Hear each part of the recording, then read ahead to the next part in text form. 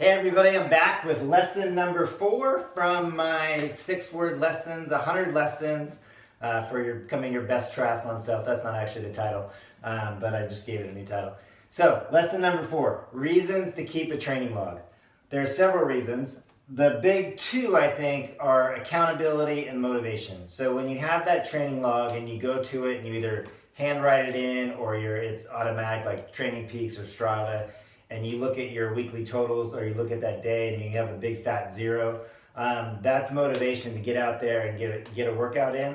As the week goes by, you're also looking at it and you go, man, I really want to hit this workout. You can look at it as the weeks go by and look at your volume and know that when you have a big race coming up, say, hey, I'm hitting my 6 hours a week, steady, and I know that consistency is going to give me a good race. So it's that motivation.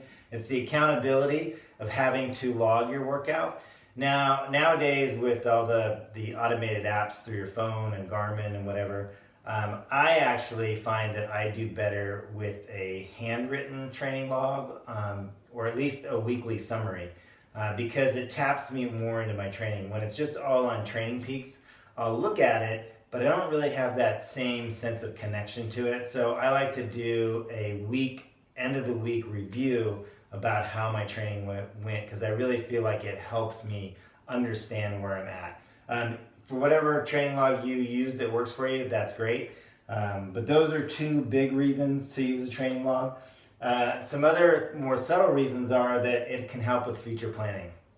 So when you look back, like say you're going to do another race and you did that similar distance last year, and you can look back at your training logs, because a lot of times you forget. You think you either didn't do a lot of workouts or you did. You go back through and you say, I had a really great race last year. What were some of the key workouts? What was my training? What was my volume like? Let me repeat that this year because the last year's race went well. Could be the opposite. Last year's race maybe it didn't go so well. So you look back at your training log and say, yeah, you know what? I really didn't do any long runs leading up to that race. I didn't do any brick workouts. My volume was this, and I know that this year I want my volume to be higher. So you can really learn a lot from looking back at last year's training.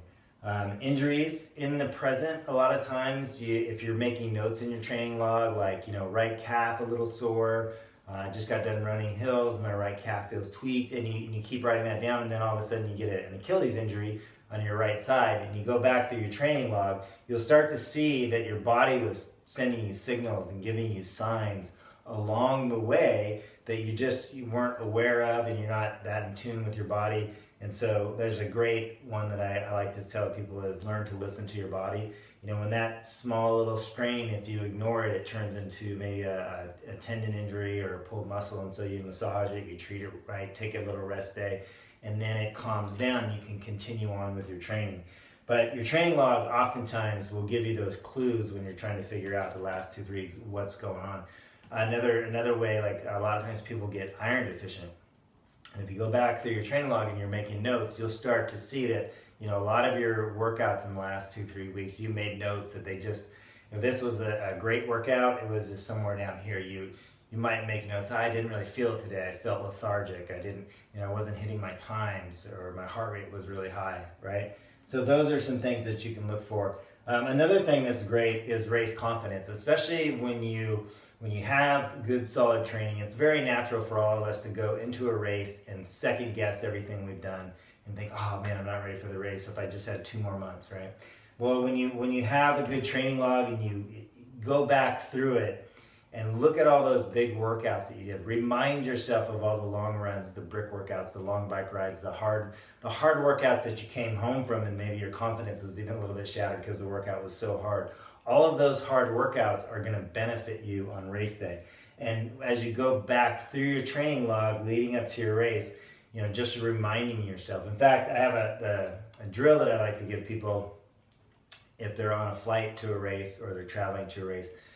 Take out a notepad and write down all the workouts that you can remember that either kicked your butt or that were really hard, or that you're proud of yourself for doing because maybe it was 10 degrees hotter than it normally is, and you got out there and it did suck and you didn't feel your best, but you got through it. You didn't quit when you wanted to quit, right? You kept going, because then that starts to build your confidence going into the race. Say, yeah, I've done a lot more than maybe I've given myself credit for. So you can use it that way.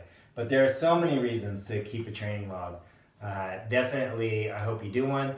If you're doing one online and you're not really feeling that connection, then I would highly recommend you to do the week review, so that you can get a connection. Because there's scientific evidence that backs up when we write stuff down. There's more of a connection in learning when you're in classes and you're taking notes and you're writing stuff down.